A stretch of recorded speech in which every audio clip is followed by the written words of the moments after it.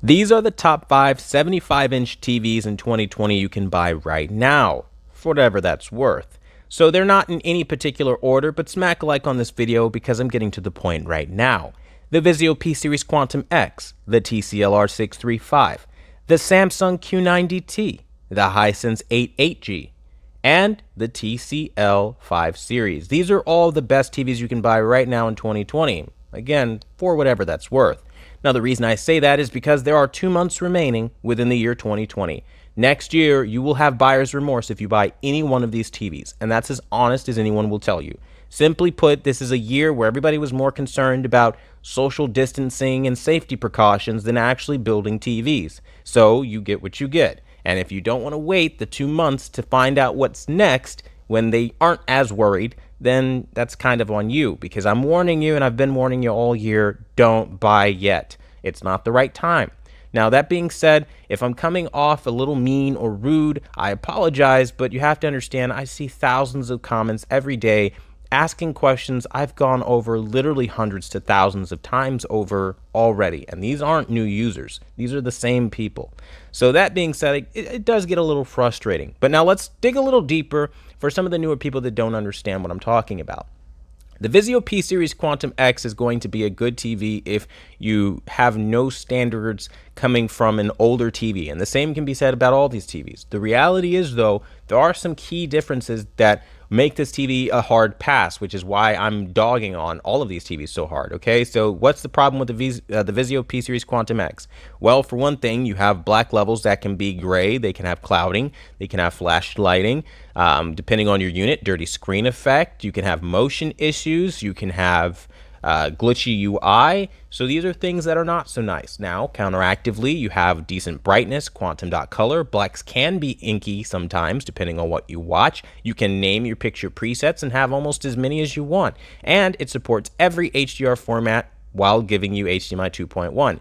Sounds like a great deal, but there are some things, again, that you did need to know about it. And moving down to the Tclr 635, you have black crushing, so shadow detail information is being thrown away unnecessarily. You have a problem with motion where it's not smooth and you will run into weird artifacting and judder. You don't actually have the best color out there. It's a little sour and it does require a little buttoning up. It's not perfect or ideal. And honestly speaking, it doesn't get as bright as you would hope for it being this whole next-gen type of TV. But above all, its most egregious crime is the fact that it boasts having mini LED, which is supposed to be better than full array and edge-lit, but it has clouding, blooming, and flashlighting just like those types of TVs. So the whole mini LED moniker is being devalued with TCL because they're selling garbage to you.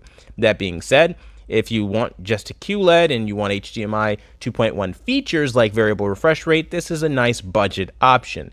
Then you move down to the Samsung Q90T. The Samsung Q90T offers you deeper black levels. It offers you good color volume. It offers you HDMI 2.1. But similarly, you do still have dirty screen effect. You have black level issues from time to time, especially if you're watching fireworks from like maybe New Year's or the 4th of July or whatever you're doing on that TV. You'll run into some issues.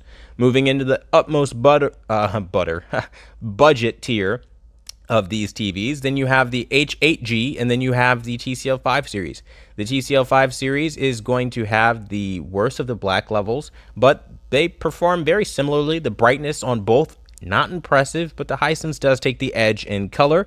But other than that, they're very similar. The biggest differences between the two is going to be Dolby Vision, not Dolby Vision, but the Android versus the Roku platform. So that's really the biggest difference there.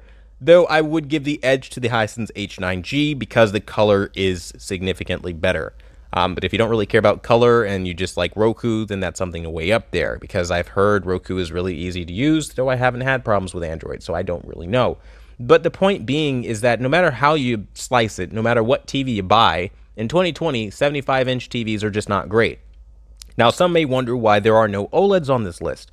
The reason for that is because LG has really nerfed their Oleds. It's a downgrade, and I'm not going to recommend a downgrade that had the DTS encoders ripped out and removed 8 gigabits per second out of the bandwidth for HDMI 2.1.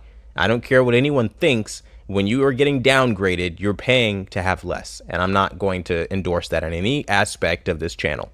That being said, I'm sure others may, and they might just think the picture quality is better, but the reality is the picture quality is very similar and even worse in some areas than what you saw on older TVs. So I wouldn't put my hat on, LG's new move here. That being said, I really hope this helps some of you guys out, because this is as honest as it can get. I say again, you will waste your money. You will have buyer's remorse when those 2 months are up and we're out of 2020. Do not waste your money on these stopgap year TVs. They are not trying for you guys. And this is as honest as it can be. I'm not trying to be patronizing. I'm not trying to be rude or disrespectful. But, I mean, really, guys, it's 2 months. We can wait 2 months. At least I can. I'm personally looking for a 55-inch. I'm not buying this year. I'm literally leading by example, because, honestly, I just don't want anything this year right now. That being said, though, I hope it helps you, and maybe it gives you some closure as to what the market is like right now. Smack like on this video if it helped you guys out, and subscribe if you want more content like this. Thanks for watching the #1 brand in honesty, and until the next video, I'll see you guys later.